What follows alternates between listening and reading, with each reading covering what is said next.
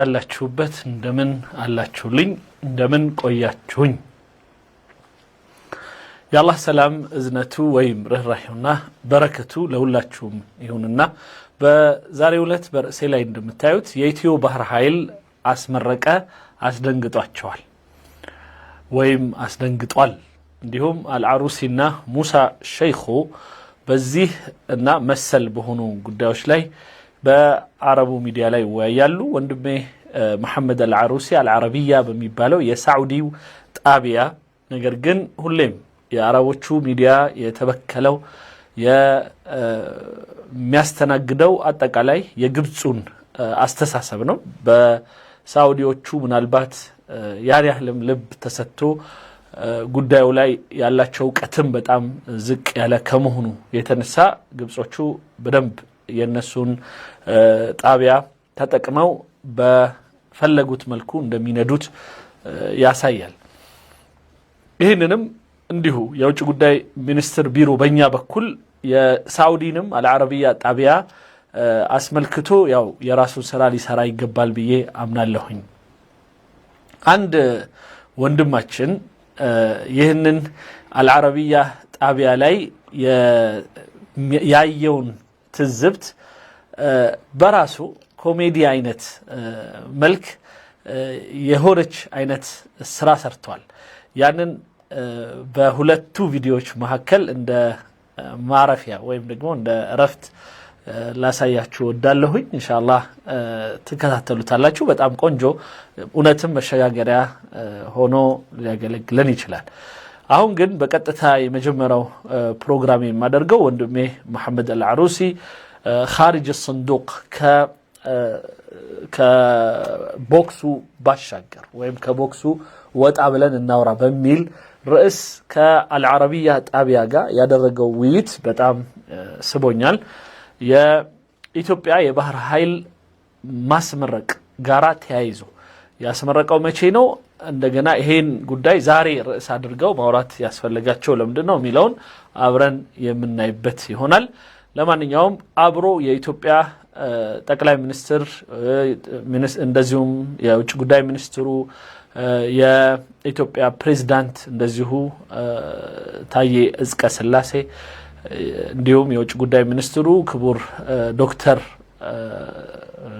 ጌዲዮን ጢሞቴዎስ እነዚህ እንደዚሁም ዶክተር አብይ አህመድ በእስራኤሉ ፕሬዝዳንት መምጣት ጋር ተያይዞ አንዳንድ ነገሮችን አብሮ እንደዜና ተቀስ አድርገውታል እሱንም እናያለን እስካሁን ድረስ ከእስራኤል ከዛ ህንድ ከዛ በኋላ ኢትዮጵያ አሁን ደግሞ አዘርባይጃን አሁን አዘርባይጃንም ባይ ዲፎልት የእስራኤል ደጋፊ ልትሆን ነው ማለት ነው በእነሱ እምነት ስለዚህ አንዱ ከሰራው ቪዲዮ ውስጥ ያው ተሰስሩ ኢትዮጵያ እስራኤል ህንድ አዘርባይጃን ሆናለች ቱርክን አልደፈሩም በቀጥታ ከእስራኤል ጋር ለማያያዝ ምክንያቱም የእስራኤል ቀንደኛ ጠላት እንደሆነች ሁሉም ዓለም ያወቀው ጉዳይ ነው ስለዚህ እሷን ብቻ ነው ማስተሳሰር ያልቻሉት እንዲሁ ብቻ በተለየ መልኩ ግን ከኢትዮጵያ ጋር ሆና አንድ ሌላ ስትራቴጂዛ ልታጠቃን የምትችል ብለው ቱርኪያንም ይፈሯታል ለማንኛውም ዛሬ ይሄንንና መሰል የሆኑ ጉዳዮችን የተወያየን ምን ቆይበትን ይሄንን የኪንግስ ኦፍ አባይ ፕሮግራም በተቻለ መጠን ለሌሎች ወንድሞች እህቶቻችን በማድረስ ሼር በማድረግ አደራ አላችኋለሁ ለመጀመሪያ ጊዜ ጣቢያችን ላይ የገባችሁ ወንድሞች እህቶች ይሄንን ጣቢያ ሁሉ ጊዜ ምልክት እንዲደርሳችሁ የደወል ምልክቱን በመጫን ኦል ሚለውን አክቲቭ ማድረግ አትዘንጉ በቀጥታ የመጀመሪያው የመሐመድ አልዓሩሲ ውይይት ላይ ገባለሁ الثامن من يوليو العام الماضي احتفلت اثيوبيا باستقبال اول دفعه الثامن من يوليو العام الماضي ባለፈው አመት ጁላይ 8ኛ ቀን ላይ ኢትዮጵያ በባህር ኃይሎች ማስመረቅና ወይም ወታደሮችን የባህር ኃይል ወታደሮችን አስመርቃ ከፍተኛ የሆነ ድግስ አድርጋ ነበር احتفلت اثيوبيا باستقبال اول دفعه من طلاب البحريه الاثيوبيه ከዛም በኋላ አዲስ ደግሞ احتفلت ይላል ማለት የድግሱ ወይም ደግሞ ፕሮግራሙ ትልቁ ጉዳይ ኢትዮጵያ የመጀመሪያ የባህር ኃይል ተማሪዎችን ተቀበለች እና ለማስመረቅ ዝግጁ ሆነች። دولة حبيسة لا بحر لها ولا شط አገሪቱ እስረኛ ናት። ምንም አይነት የባህር መወጣጫ የላትም። شواطئ ولا موانئ ولا منافذ بحرية ሌላው ቀርቶ ወደብም የላትም። ወደ ባህር የሚያወጣ ምንም አይነት መስኮት የላትም። تحتفل بتخريج قوات بحرية هذا ነገር ግን እንዴት ብሎ ነው አንድ የሆነ ኃይልን የባህር ኃይልን አስመርቃ ሌላ ደግሞ የባህር ኃይል ሌላ ተማሪዎችን ደግሞ ተቀበልኩኝ ብላ እንዲህ አይነት ድግስ ያደረገችው? الحدث حينها لم يكن عاديا ولا عادي ስለዚህ እንዲህ አይነቱ ድግስ ወይም አጋጣሚ ዝም ብሎ ኖርማል ነገር አይደለም። إذن تمت رسائل أمنية وسياسية ذات أبعاد استراتيجية عميقة ترسلها أديس أبابا ስለዚህ ሊሆን የሚችለው ኢትዮጵያ በጣም ጥልቅ የሆነ ሜሴጅ ወይም መልእክት ልታስተላልፍ ፈልጋለች። درسوا الملكت إثيوبيا التي لا تمتلك ساحلا بحريا منذ انفصال إريتريا عام 1993 تعود اليوم مجددا لتعزيز قدراتها العسكرية. إثيوبيا የባህር ኃይሏን በዚህ መልኩ እያጠናከረች ያለችው የ1993ቱ የኢትዮ ኤርትራ መገንጠል ጋራ ያጣችውን የባህር ኃይል ለማጠናከር እንደ አዲስ በወሰነችበት ሁኔታ ነው። خصوصا البحرية أبي أحمد رئيس الوزراء በተለይ ከኢትዮጵያ አጠቃላይ ወታደራዊ ኃይሎቿን በሙሉ ከማጠናከር ጋር ተያይዞ ነገር ግን ደግሞ ልዩ የሆነ ከባህር ኃይል ጋር የተያያዘ ደግሞ ልዩ የሆነ ትኩረትን እየሰጠች ትገኛለች። الإثيوبي عد هذه الاستعدادات جزء من فلسفة أوسع تستهدف استعادة وصول إثيوبيا. ዶክተር አብይ አህመድ በወቅቱና መሰል ንግግሮች ባደረጉበት ወቅት የኢትዮጵያ የባህር ኃይልን ኢላማ አድርጋ ወደ ባህር ለመውጣት ቁርጥ ውሳኔ አድርጋለች። ይህንንም የኛ ኢትዮጵያውያን ፍልስፍና ባሆኑ እስኪረጋገጥ ድረስ አጥብቀን ልንይዘው የሚገባ ነው ይሉታል። إلى البحر الأحمر وإعادة تعريف المياه أيضا كمصدر للحياة والتنمية والفرص الاستراتيجية وليس كحاجز. في عام 2000 ሌላው ይህ የውሃ ጉዳይ ለኛ እንደ መለያያ እንደዚሁም መታሰሪያ እና መታገጃ ሳይሆን ከዚህ በኋላ ለስራ እድል፣ ለሀብት እድል፣ ለትልቅ የሆነ የአካባቢ ላይ ወጣ የማለት እድልን እና የስትራቴጂ የሆነ እድልን ሊከፍትልን ይገባል። 24 عارضت مصر اتفاقا مبدئيا مع اقليم ارض الصومال تحصل بموجبه اديس ابابا على منفذ بحري يتضمن ميناء تجاريا وقاعده عسكريه في منطقه بربره لمده 50 عاما مقابل اعتراف اثيوبيا ኢትዮጵያ ይህንንም ጉዳይ ለማሳካት ከሞከረችባቸው ሂደቶች ከሶማሌላንድ ጋራ ለ50 ዓመት የ20 ኪሎ ሜትር ስኩዌር የሆነ መሬትን በመከራየት ወደ ባህር የመውጣት እድልን የሞከረችበት ሂደት። اقليم الصومالي دولة مستقلة. القاهرة حينها وصفت الاتفاق بالمخالف للقانون الدولي በዚህ ሂደት ውስጥ ደግሞ ግብጽ በጣም ከፍተኛ የሆነ ተቃውሞ አሰምታ ነበር። አንድ ትንሽ ልቤን ሳብ ያደረገው እዚህ ላይ የተጠቀመው ቃል ደውለቱን ሙስተቂላ ብሎ ነው። ራሷን የቻለች ከሆነችው ሶማሌላንድ ጋራ የሚል ቃል ነው የተጠቀመው። የአፍ ወለምታ ይሁን ወይስ ደግሞ ሳውዲ አሁን የምትከተለው አካሄድ ከሶማሌላንድ ጋራ ለስለስ ያለ ስለሆነ ሙስተቂላ። ሌሎቹ ቦታዎች ላይ የሚናገሩት ደውለቱን ሙንፈሲላ ወይም ሙተመሪዳ ይሏታል። የአመፀች ሀገር ወይም ደግሞ ከግብጽ ከሶማሊያ ሞቃዲሾ የተገነጠለች እያሉ ነው የሚያወሯት ወይም ልትገነጠል የምትፈልግ ይሏታል። ግን አልዓረቢያ ጣቢያ በነገራችን ላይ በጣም ብዙ መጀመሪያ አካባቢ ላይ የባህር ኃይሉን የኢትዮጵያ የባህር ኃይል ፍላጎትን ተነስቶ በስምምነት ባደረገች ጊዜ እነ ሙሳ ቢሂ ምናም ፊርማውን ከፈረሙ በኋላ ሁሉንም የሶማሌላንድ ባለስልጣኖችን በማናገር ትልቁን ድርሻ የወሰደው አልዓረቢያ የሚባለው የግብፁ የሳዑዲው ጣቢያ ነው። ይህ የሳዑዲ ጣቢያ ሂደቱን በአጠቃላይ ሳይሆን በፍጹም እንደ ሀገር ሳውዲያ ከሶማሌላንድ ጋር መጠማመድ የምትፈልግ ሀገር አትመስልም። ስለዚህ በዛ መልኩ እንደ ግብጽ እየወጣች ዝም ብላ አትንፈራፈርም። የሶማሌላንድ የተገነጠለች ሀገር ምናምን አላለችም። እንደውም በጣም ትልቅ ሽፋን ነው የሰጧቸው ለሶማሌላንዶች። ስለዚህ ይሄ የሚያሳየው ምንድነው? ሳዑዲያ ከሶማሌላንድ ጋር ፈጽሞ መጣላት አትፈልግም። ይሄን ነው የማውቀውና አሁንም አልዓረቢያ ጣቢያ ዝም ብሎ አይደለም፣ በጣም በጥንቃቄ ነው የሚያወሩት። ስለዚህ ሙስተቂላ ሲል በጣም ገርሞኛል። የነፃ የወጣች ሀገር ማለት ነው ትርጉሙ። ነፃ የወጣች ሀገር ወይም ደግሞ ራሷን የቻለች ሀገር ብሎ ነው ያወራው። اعتداء على السيادة الصومالية كما نفى أيضا مصدر مصري قبل يوم. ሌላው የግብጽ ሂደት በዚህ ጉዳይ ላይ ኢትዮጵያ ከሶማሊላንድ ጋር የምታደርገው ስምምነት ከተገንጣይ ሀገርና እንደዚሁም የሶማሊያን አንድነት ለመበተን የሚደረግ ሴራ ብሎ ሰይሞታል። استعداد القاهرة منح إثيوبيا منفذا بحريا على البحر الأحمر مقابل مرونة إثيوبية في سد النهضة. ሌላው በጣም አካባቢው ላይ ከሚወሩት ጉዳዮች ይለናል ግብጽ የኢትዮጵያ የባህር ማግኘትን እድል ልትሰጥ ወይም ደግሞ በዚህ ጉዳይ ላይ ልታመቻች። እንግዲህ ያው ብዙ ስላወራንበት ጉዳይ ላይ ልታመቻች ብንለው ነው የሚሻለው። ምክንያቱም እኔም ፌስቡክ ላይ ያልኩት ይሄንኑ ነው። ከስዊስ ካናል ጀምሮ የደቡቡ ህንድ ውቅያኖስ ድረስ በሶማሊያ የኔ ነው ካላለች በስተቀር ግብጽ ኢትዮጵያን ከሆነ ቦታ ላይ ቀንሼ እሰጥሻለሁ ልትላት አትችልም። ከግብጽ ጋር ደግሞ ምንም አይነት የሚያዋስነን የሆነ ድንበር ስለሌለ ግብጽ ልትሰጠን የምትችለው ምንም አይነት የባህር መንገድ የለም።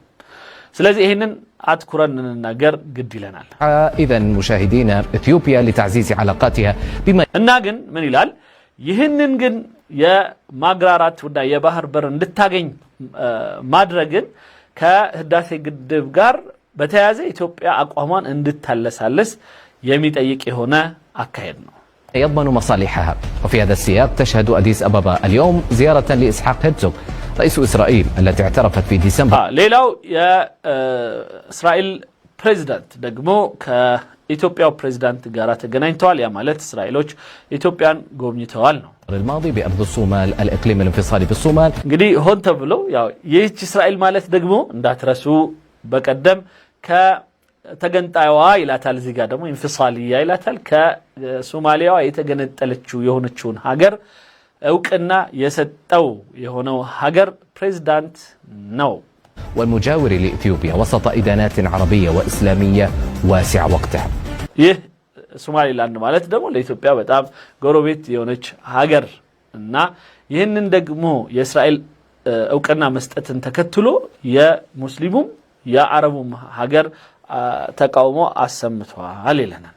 እንግዲህ የሙስሊሙ ሀገር ሲሉ በነሱ ሳቤ ማለት ነው። አረብ የሆነውን ብቻ ሙስሊም ካሰቡ በጣም ትንሽ ነው የሚሆነው። ግን ሙስሊሞች በአጠቃላይ ካሉ ግን ኢንዶኔዥያ በጣም ትልቁን የሙስሊም ቁጥር የሚይዘው ኢንዶኔዥያ ነው። ቀጥሎ ፓኪስታን አለ፣ ቀጥሎ ህንድ አለ። እነዚህ በሙሉ አልተቃወሙም። ስለዚህ እነዚህ አገሮች በሙሉ እንዳልተቃወሙ ከታወቀ በእስልምና ደረጃ ሙስሊሞች ሆነው ያልተቃወሙ ብዙ ናቸው ማለት ነው። ምክንያቱም ሶማሌላንድም ሙስሊም እንደሆነች ያውቃሉ። ሶማሌላንድም ረፍት ልታገኝ ይገባል። ያልፈለገችው የሆነ ጥምረት ውስጥ ከሶማሊያ ጋር መኖር አለባት ተብሎ አይታመንም። ሌላው የእስራኤል ወደ ኢትዮጵያ መምጣትን እንደዛው ልክ እንደ ጥፋት አድርገው ሊወስዱት ይፈልጋሉ። ግን ኢትዮጵያ እንደ መንግስት ሊኖራት የሚችለው ግንኙነት ከማንም ሀገር ጋር ተመሳሳይ ነው። ጥቅሟን የሚያስከብር ነው የሚሆነው። የኢትዮጵያን መንግስት ሁሉ ጊዜ እኛ ምናልባት አስተያየት ካለን ምንም ልንናገር የምንችለው ማንኛውም ጥፋት የሆነ ነገር በተለይ ከፍልስጤም ወንድሞች እህቶቻችን ጋር በተያያዘ የኢትዮጵያ አሉታዊ የሆነ እና ጥሩ ያልሆነ አይነት አካሄድን ልታግዝ ኢትዮጵያ አይገባምም። እስካሁንም ድረስ ያንን አላየንም። ስለዚህ ያንን የሚጠቁም ነገር ምንም የለም። ስለዚህ ኢትዮጵያ እንደ ማንኛውም የዲፕሎማሲ አካሄድ ከሁሉም ሀገር ጋራ የራሷን ጥቅም በሚያስከብር መልኩ ከንግድ ጋር ከባህር ጋር ከመሳሰሉት በጣም ትልልቅ ኢሹዎች ጋር ምክንያቱም እኛ ፍልስጤም ወንድሞቻችን በጣም የከፋን ስለሚሰደዱ ስለሚሞቱ ስለሚራቡ ነው አይደለም እና ስለሚገደሉ ነው። የኛም ኢትዮጵያኖች በሌላ ጎኑ በሌላ ምክንያት የባህር በር በማጣት ምክንያት በሚከሰት ድህነት አሁንም ባህርን በአጉል በሆነና ባልተፈቀደ አካሄድ እየሄዱ የአሳራት የሚሆኑ ቁጥር በጣም ብዙ ነው።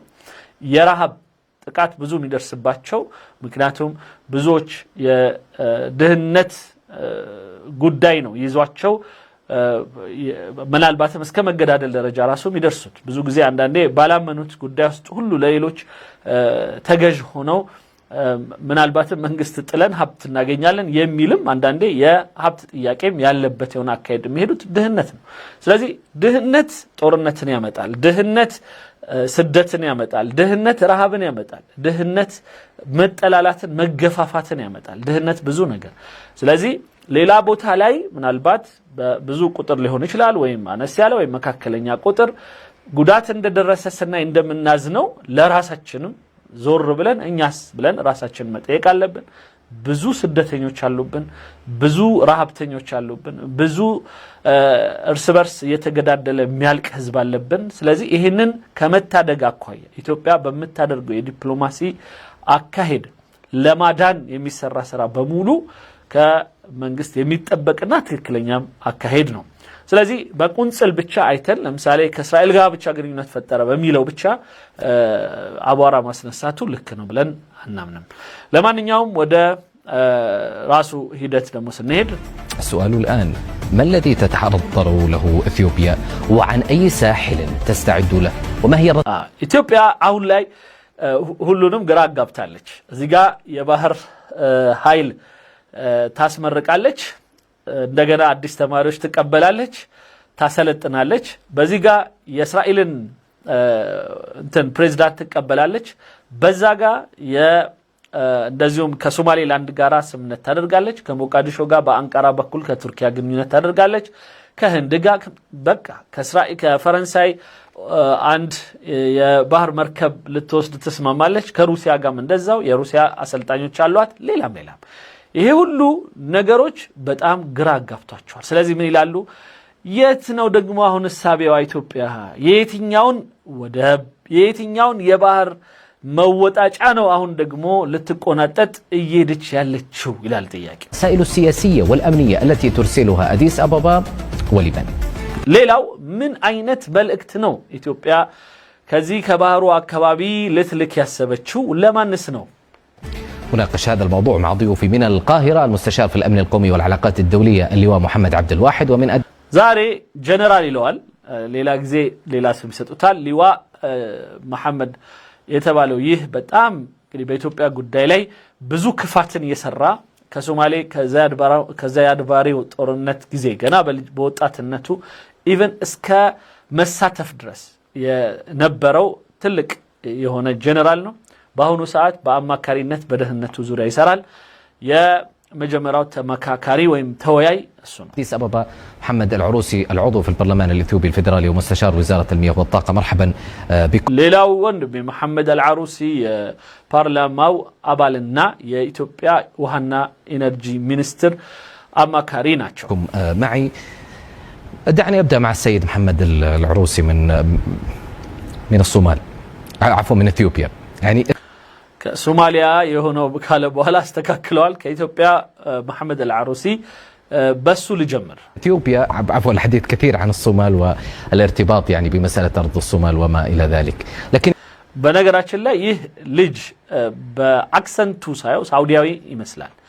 ግን እንዳልኩት ግብጾች እዛም የተወልደው ያደጉ ልክ እንደዚህ በጣም የሰለጠኑ በጣም ከገረሙኝና በጣም አስደናቂ ከሆኑ ጋዜጠኞች አንዱ ነው። በአነጋገር ችሎታው ፍጥነቱ ምናምን በጣም ግሩም የሆነ ልጅ ነው። ግን ባያዝድ መሆኑን በጣም ያስታውቅበታል። ግን ያሳዝናል። ሳውዲያዊ ሆኖ ከሆነ በጣም ያሳዝናል። ምክንያቱም ለራሱ ሀገር ራሱ የማይጠቅም የሆነ ፖለቲካ ከግብጽ በተጣመመ ኢንፎርሜሽን ላይ ተመስርቶ የሚሄድ ከመሆኑ አንፃር ማለት ነው። ግብጻዊ ከሆነ ግን ስራውን እየሰራ ነው። إثيوبيا نعلم بأنها دولة حبيسة، لا منافذ بحرية، لا موانئ، لا شواطئ، لماذا تخرج دفعة بحرية؟ أوكي محمد العروسي ኢትዮጵያ እንደምናቃት ባህር የሌላት እስረኛ የባህር በር ኮሪደር የሌላት ምንም አይነት ሸዋጢ ማለት የባህር ዳርቻ ማለት የሌላት ሀገር ሆና ሳለ እንዴት ነው የባህር ኃይል የምታስመርቀው? እንዴት ነው የመጀመሪያ ዙር የባህር ኃይል ተማሪዎችን ደግሞ የምትቀበለው? እንዴት ነው? شكرا على الاستضافة والتحية لك ولضيفك الكريم وللسادة المشاهدين. أهلا وسهلا. ሁላችሁንም ሰላም ካለ በኋላ لم تكن إثيوبيا كما وصفت وإن كانت كذلك اليوم. ኢትዮጵያን አንተ እንደገለጽካት እስረኛ ባህር የሌላት የመሳሰሉት ብለህ የገለጽካት አይነት አልነበረችም። አሁን እንኳን ብትሆንም ብሎ ነው የጀመረው። لقد كانت دولة شاطئية.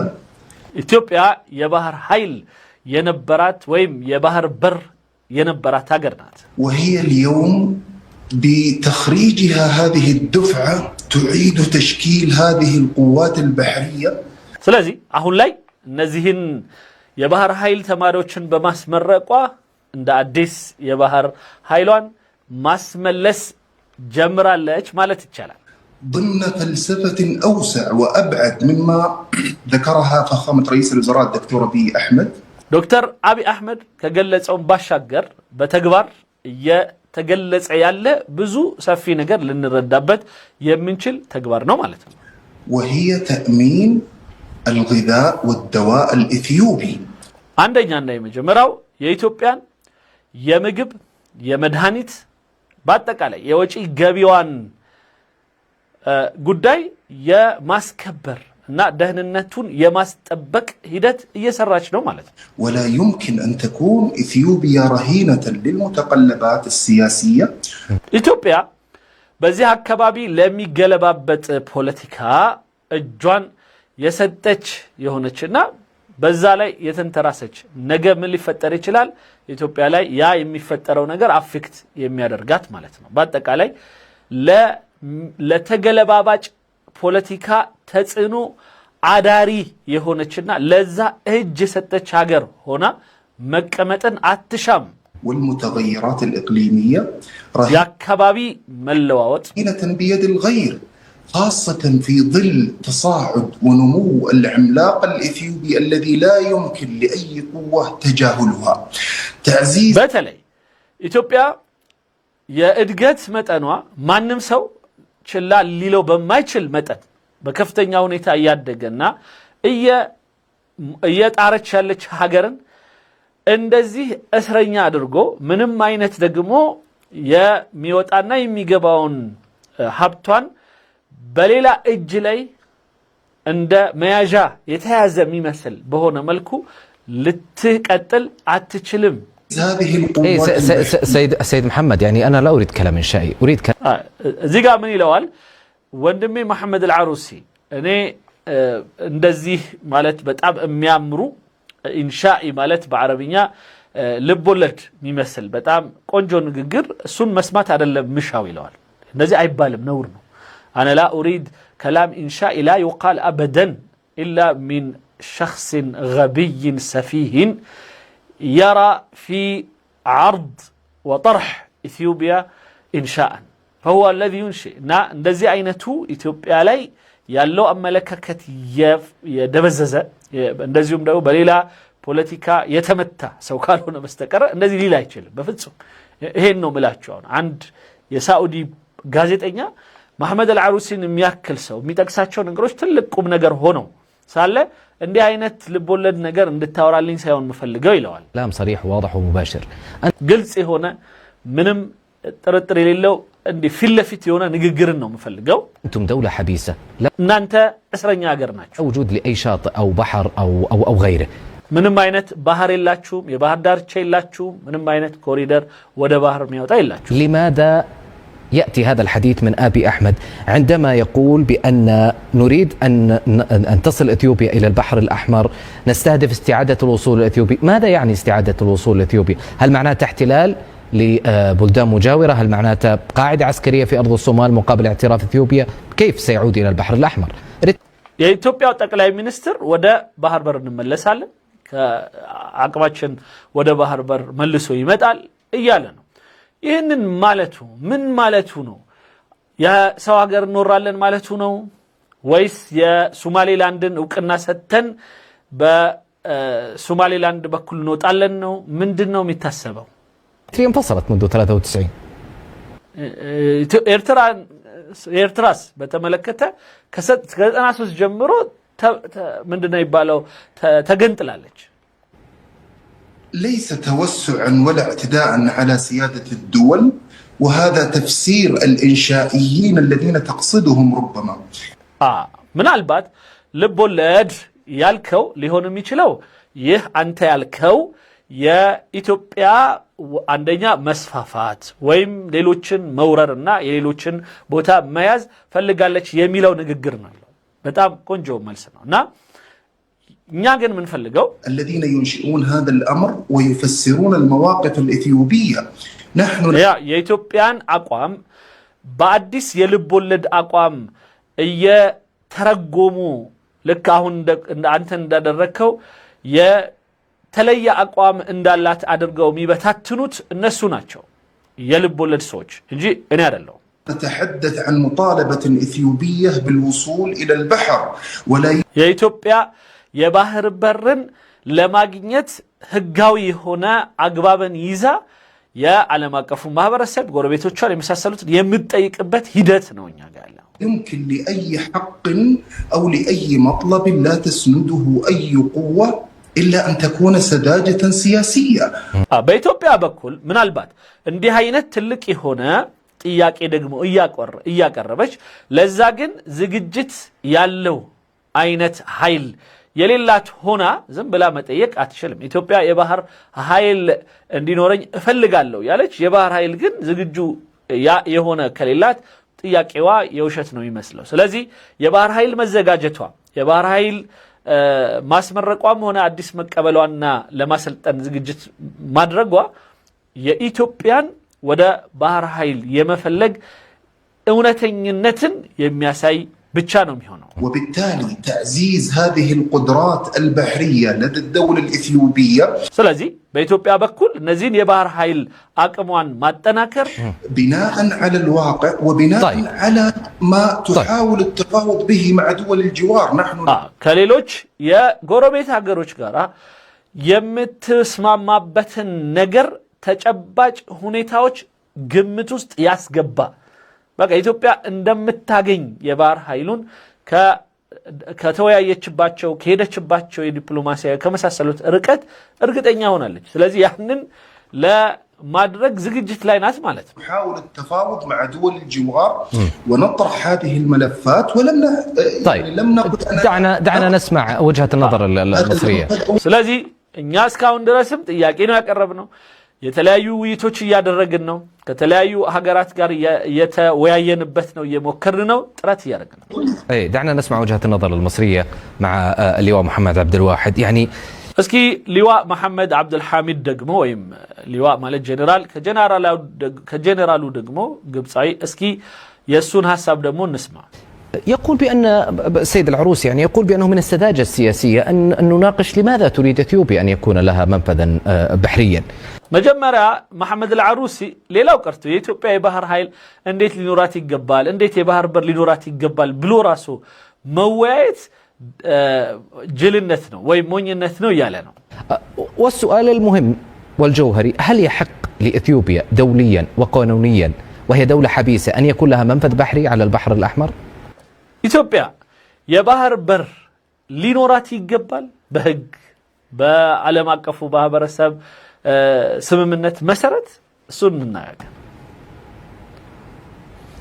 اهلا بحضرتك واهلا باستاذ العروسي واهلا بمشاهدينك الكرام كلنا سلام ካለ በኋላ وفقا للقانون الدولي واتفاقية الامم المتحدة لسنة 1982 የ1982 የዓለም አቀፉ ማህበረሰብ ስምምነት እንደሚያሳየው الخاصة بالقانون البحري የባህር ኃይል ጉዳይን አስመልክቶ የባህር برنا اسملكتو هذه الاتفاقية بتقول ان الدول المشاطئة للبحر لها حق السيادة على المياه وحق إدارة الموارد الموجودة فيها سواء يا بحر بر يالاتشو هاجرات يا بحر براتشو لاي የራሳቸው የሆነ ሉዓላዊነታቸው የተከበረና የአካባቢውን ደግሞ ደህንነትና ሰላም የማስከበር ኃላፊነትን በእነሱ ላይ የተጣለ ነው ይላል። ይሄ ሌላ የሚወራው ሌላ ማለት ነው። ኦኬ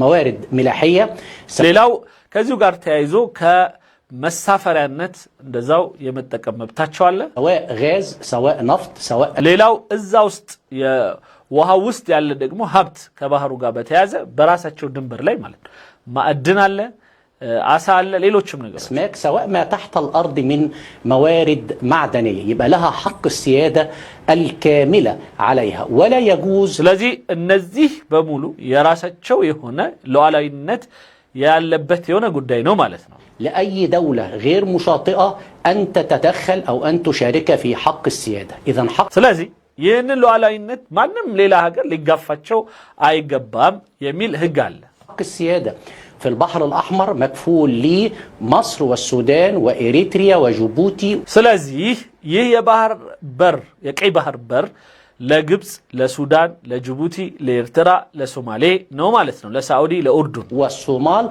والأردن والمملكة السعودية واليمن. سعودية لك يمن لك النزي يا النزي نو مالتنا بوتاو هذا القانون الدولي. طيب هي يعلم أكفو ما ورسب يسكمتو هجنا. هل القانون الدولي تناول أو أعطى حقوق للدول الحبيسة؟ نعم. قنت إياكيو يا بحر بر ليلا شو هجرس ما بتستوال بزيه يا بحر قداي لي هونو ملسو. نعم بالفعل أعطاها أنها تستخدم يمكن أن تستخدم هذه الملاحة لأغراض الملاحة. عندنا يهنن يا بحر بوتا لمسافريا ويم لمغواغواجا متقب اندتشل ما بتستواتال لكن حط شرط قوي جدا ግን በውስጡ ከፍተኛ የሆነ መስፈርታል يجب موافقة الدولة المضيفة سواء إريتريا أو سواء الدولة المركزية. ያቺ ተጨማሪ የምትቀበለውን እና እዚህ የባህር በር እንድታገኝ የምትፈቅደውን ሀገር يوسنال يسوان فلاغوت مالت كزي في الصومال يجب أن توافق لمثال إرترا أو صوماليا ويم ليلوش من خلال اتفاق ضمن بينهم وهذا الاتفاق ليس له علاقة بالسيادة. جن يسمى منت هي يسو فترانا ليس له يعني التدخل في السيادة إلال لو ألاوي النتقارة يتيازاد اللميلال هي يسو شتنا يقبسو شتنا هذا زيادة مصري خبيث لأن دولة إذا تنازلت عن سيادتها وأعطت هذا الدخيل أو المستأجر جاز يعني من الذي يمنع هون عند هاجر لمثالي كإرتراغا وي كسوماليغا وي كجيبوتيغا إثيوبيا بتسماما جيبوتي فقادኛ ሆና ይህንን በነፃ ይሄ እኔ ባህር በር ነው ነገር ግን ሉዓላዊነቱ የተከበረ የሆነ ምንም አይነት አንቺ ያንቺ ልዕልና በዚህ ባህር ላይ የኔ ጣልቃ ገብነት የሌለበት ፈቅጃለሁ ብትል መብቷ ነው እሱ ግን ይላል ኖ የሉዓላዊነት መብት ግን አይኖራትም ይላል ይሄ የግብፁ የራሱ ጭማሪ ነው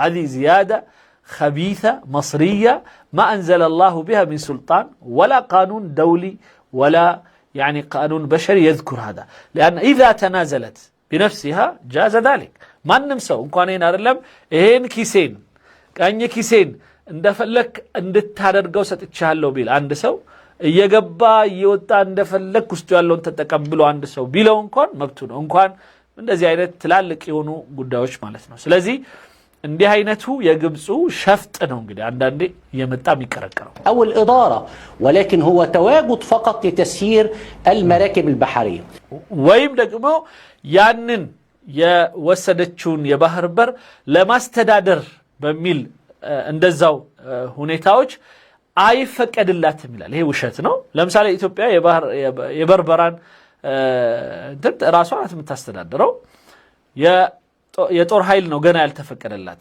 እንደዛው ለኢማራቶች ስለዚህ እንዲህ አይነት የግብፁ ጭማሪ ውሸት ይሁን ነገሮች አሉ ማለት ነው حتى ان الماده 69 من الاتفاقيه بتتناول ان يمكن تعطي للدوله الحبيسه بعض الحقوق እዚህ ጋር ራሱ ይመጣል አሁን መልሶ 196 አንቀጽ ላይ ለአንዳንድ ሀገር የመብት ስትሰጥ አንዱ ሀገር ለሌላው ሀገር መብት ስትሰጥ መብት የምትሰጥበት ሂደት አለ ይልና في الموارد إذا كان هناك فائض يعني ተጨማሪ ለራሷ ተጨማሪ ነገር ካላት ሌላው ቀርቶ ይላል ከሀብቷ እንድትጠቀም መፍቀድ ትችላለች። አሁንም ሶማሊያ፣ ኤርትራ ማነው ቱርኪያ ገብታ እንደፈለገች ጋዝ ትወስዳለች፣ ማዕድን ትወስዳለች፣ የመሳሰሉት እያፈሰች ነው እንደ ጉድ። ሶማሌ ጠግባ ነው። ሶማሌ ሀገሯ በሙሉ ፋኢድ ማለት ነው እንግዲህ በቃ እኔ ተብቃቅቼ የተረፈኝን ውሰድ እንደማለት ነው። ግን እንደዛ ነው ወይ ነው? هل تركيا مثلا الآن تأخذ فائض من الصومال؟ يعني الصومال اكتفت ذاتيا يعني؟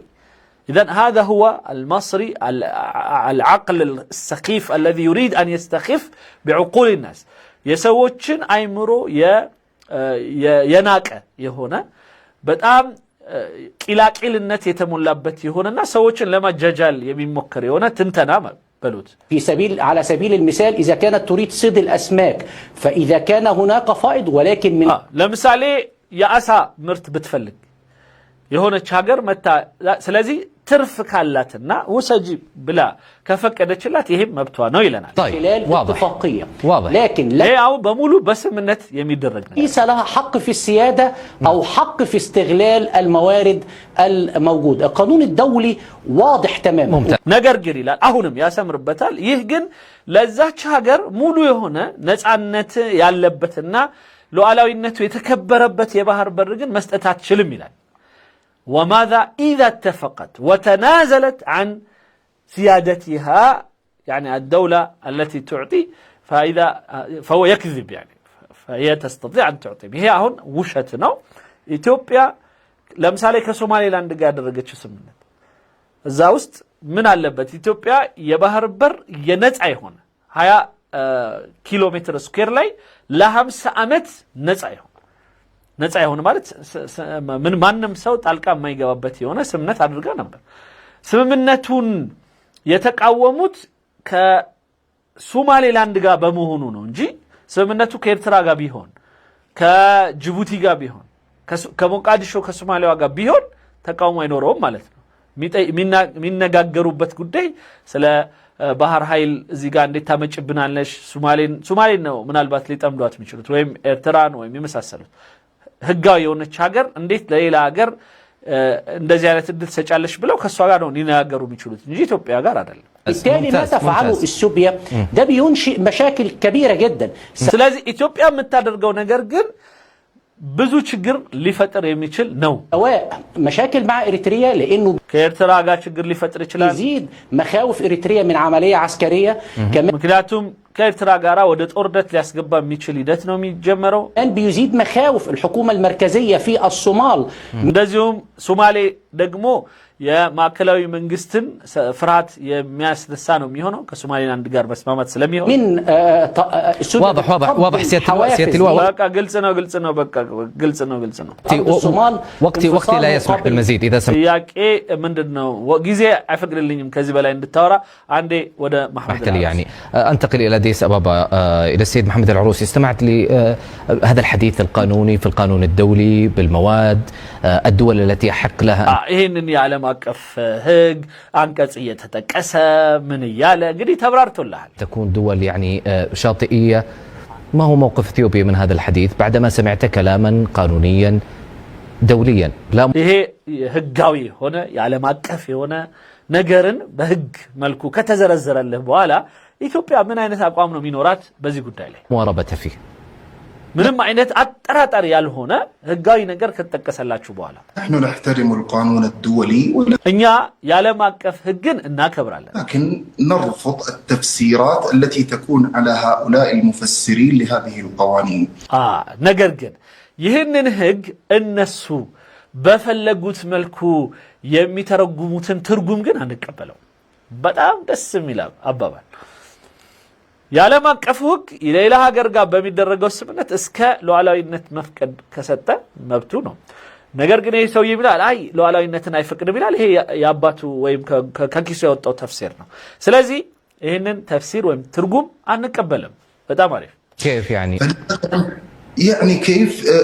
لأن هذه الدول كلها لم تعترض ولم تتحدث. ما الذي መጀመሪያና ትልቁ ነገር ይሄ እሱ የሚላቸው ሀገሮች በሙሉ አልተቃወሙ። ጆርዳን፣ ሱዳን ምናምን በሙሉ የተጠቀሱት ሀገሮች አልተቃወሙ። يجعل دولة واحدة تتحدث باسم هذه الدول؟ አሁን ላይ ያየነው ያለነው በእነዚህ ሁሉ ሀገራት ስም የምታወራ አንድ ሀገርን ነው፣ ግብጽ የምትባል እሷን ብቻ ነው ያየነው ያለነው። كيف لم تعترض؟ مصر تقول بأن وجودكم على البحر الأحمر هو خط أحمر بالنسبة لها. እንዴት አልተቃወማችም ትላለ? ግብጽ ለምሳሌ በእናንተ ወደ ባህር መምጣታችሁ خط احمر ቀይ መስመር ነው ትላለች ይላል። أنتم دولة حبيسة غير شاطئية. إريتريا تعترض والصومال تعترض. وإريتريا ጣልቃ ገባ። ኤርትራም ሶማሌም ትቃወማለች ይላል። تعترض والصومال تعترض. الصومال وليس أرض الصومال. الدولة ሶማሊያ ሞቃዲሾ ማለት ነው፣ ሶማሌ ላንድ ማለት አይደለም ይላል። ያኛው ያብራራል። المعترف بها في الأمم المتحدة. እቺ በተባበሩት መንግስታት እውቅና የሌላት ሀገር በደንብ ያረጋግጥለታል። دعني أوضح لك. أولا መጀመሪያ እንድናገር ፍቀዱ፣ ራሴን ግልጽ ላድርግበት። إثيوبيا تتحدث في إطار تفاوضي አንደኛ ኢትዮጵያ እያወራች ያለችው ስለ መወያየት ነው ከነዚህ ሀገሮች ጋር ከሚባሉት፣ وليس في إطار اعتداء على سيادة هذه الدول. በማንም ሉዓላዊነት ላይ ድንበር ልለፍ እያለችም አይደለም። من تتفاوضون حتى أفهم يا سيد እሺ እንዲገባን ከማን ጋር ነው የምትወያዩት? محمد مع من تتفاوضون؟ ከማን ጋር ነው የምትወያዩት? نتفاوض مع المعنيين من ከሚገባቸው ሰዎች ጋር እንወያያለን። الدول المشاطئة من الدول المجاورة. ከጎረቤቶች ሀገራችን ጋር ይህንን የባህር በር አላቸው ከተባሉት ጋር ነው የምናወራው። أي دول بالتحديد؟ ማንን? የትኛው ሀገር ጋር? يعني أي دول بالتحديد؟ الوقت سابق لأوانه. ولماذا لا نتفاوض مع إريتريا؟ አንደኛ ጊዜያችን ገና ነው። የፈለግነው ጋር የመግባባት እና የመወያየት መብታችን እንደተጠበቀ ነው። ለምሳሌ ኤርትራ ጋር መወያየት አንችልም? ምን ችግር አለው? لماذا لا نتفاوض مع الصومال؟ ከሶማሌ ጋር ለምን አንወያይ? وأنت تعلم أن هناك اتفاقية تم رفضها للأشقاء في مصر حينما طلبوا بالتواجد العسكري على قاعدة أرض الصومال في 2020. ለመሆኑ ይህንን ታውቃለህ አንተ? ግብጽ ራሷ ከሶማሌላንድ ጋራ የባህር ላይ ቤዝ ወይም የጦር ቤዝ ለማግኘት ብላ መታ በጠየቀች ጊዜና ሶማሌላንዶች እምቢ እንዳሏት ታውቃለህ? ለመሆኑ ይሄን فتم رفضهم وكان هناك وفد زار. የሶማሌላንዱ መንግስት ከግብጽ በኩል የመጣውን የዚህ የሶማሌላንድን የጦር ቤዝ ሊጠይቅ የመጣውን ቡድን ዞር በል እንዳለው ታውቃለህ? ስለዚህ ይሄ ማለት ነው ግብጽ ራሷ ከሶማሌላንድ ጋራ ለመወያየትና የባህር በር ለማግኘት መታ ነበር። ስለዚህ ምን ችግር አለው እኛ ብንጠይቅ እያለው ነው። أرض الصومال ليحاول أن يتواجد عسكريا في تلك المنطقة وهناك تقارير تشهد بذلك. ይህንን በደንብ የሚመሰክሩ የሆኑ ብዙ የሆኑ መረጃዎች አሉ። ስለዚህ ግብጽ ስትፈልግ ለራሷ ሶማሌላንድ መታ ትጠይቃለች። እኛ ለምን አንጠይቅም? فلماذا الازدواجية ومحاولة منع إثيوبيا من مجرد المطالب؟ ስለዚህ ለምንድነው ሁለት ፊት ይዘው የሚመጡት? እዚህ ጋር ኢትዮጵያ ስትጠይቅ አይቻልም፣ እነሱ ሲጠይቁ ይቻላል። ይሄ አንድ ነው። هذه المطالب نحن لا نسمح لأحد بأن يفسرها على هواهم. ሌላው እኛ የራሳችንን ጥያቄ ማንም መጥቶ በራሱ ስሜትና በራሱ ፍላጎት እንዲተነትንልንና እንዲተረጉምልን አንፈልግም። طيب ممتاز سيد محمد اذا سمحت لي دعني انتقل ايضا الى سياده اللواء يعني محمد. ايش لكنا አሁን ወደ ጀነራሉ እስኪ ልመለስ። عبد الواحد يعني يقول ليس من حق احد يمنع اثيوبيا من حقها الاصيل في ان تصل الى البحر الاحمر. ማን ነው ኢትዮጵያን መብቷ ከሆነው ነገር ሊከለክላት የሚችለው እያለህ ነው። وأن تكون متواجدة هناك إذا كانت متواجدة هناك إذا كان لديها تفاوض مع هذه الدول ከነዚህ ሀገሮች ጋር እየተስማማች እና እየተወያየች ካደረገችው ምንድነው ችግራችሁ እናንተ? وبموافقة هذه الدول እነዚህ ሀገሮች እየተስማሙ الدول هو صراحة قال إريتريا أو الصومال أو غيرها ማንም ሀገሮችን ጠርቶልሃል። ኤርትራም ይሁን ሶማሌም ማንም ሀገር ጋር ጅቡቲም ጋር ተስማምቼ በወጣ ምንድነው ችግራችሁ እያለህ ነው። كل أرض الصومال طبعا እሱ ሶማሌላንድ ባይልም ማለት ነው። بالفعل طبعا هيكون لها الحق إذا كان من خلال الدول وبموافقة الدول أن يبقى هناك اتفاق، ولكن አሁን አመጣው ወደ ራሱ ማለት ነው። መሐመድ አልዓሩሲ የሶማሌላንዱን የግብፅን ስምነት በማንሳቱ የተነሳ ሰውየው አሁን እጥፋት ደርሶበታል። ስለዚህ አዎ መብቷ ነው ይቻላል ምን ችግር አለው ከተስማሙ ده في حشود عسكرية على الحدود الإريترية فلا ነገር ግን ኤርትራ ላይ ወታደር አዝምተህ እና እሷን አጥቅተህ ግን ሊሆን አይችልም። አንድ ስለ ኤርትራ በጣም ያሳስባታል ግብፅ ምክንያቱም አበልጇ ናት በደንብ ተንከባክባ ከኢትዮጵያ ገንጥላ ከዛ በኋላ ኢሳያስዬ አይዞ እያለች ምንም ባትሰጠው ቁመቀርና አርፈ ብቻ የኛ የሆነ ነገር ጃስ ስንል ብቻ ትጮሃለ እኛ እዛ ኤርትራ ላይ ያሰርንህ ማትንቀሳቀስ የኛ ጥሩ የሆንክ ጯሂ ነህ ብላ አስቀምጠዋለች።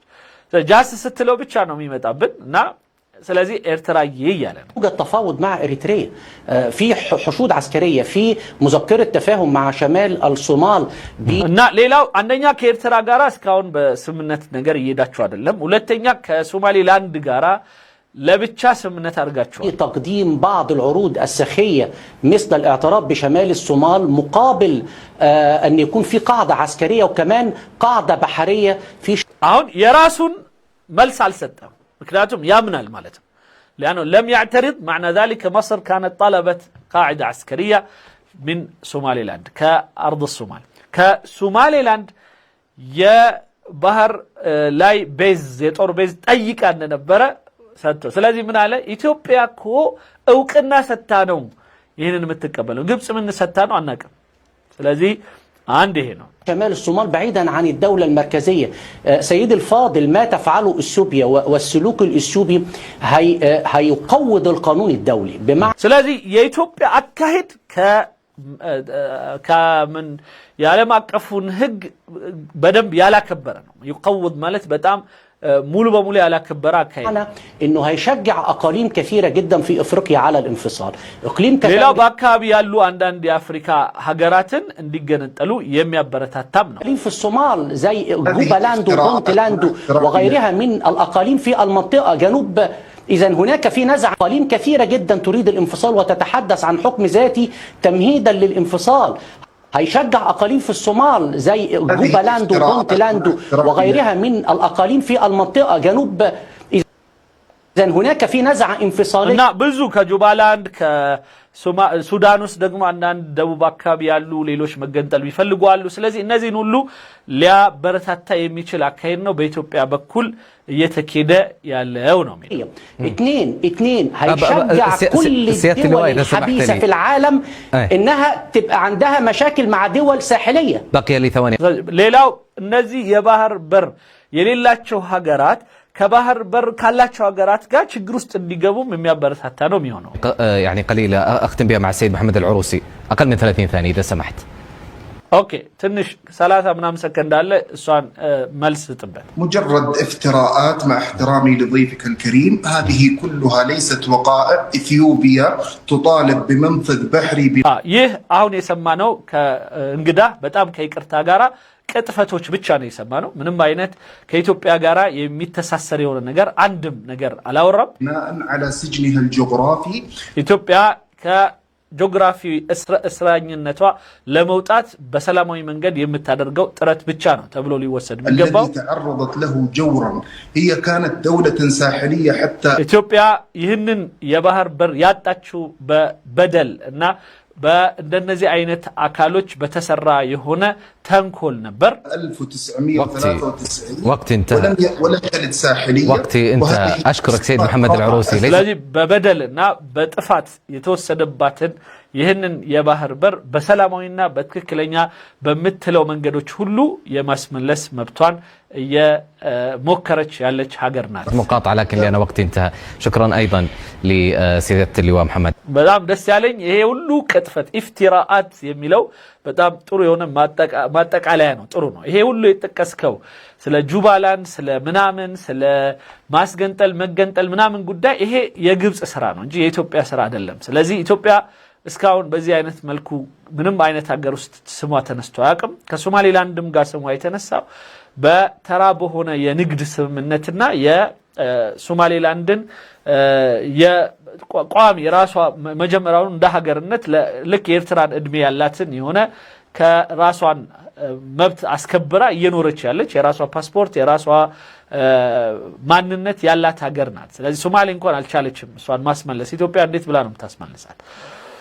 እንግዲህ ወንድሞች እህቶች የነዚህን ሰዎች ውይይት በደንብ ሰምተናል።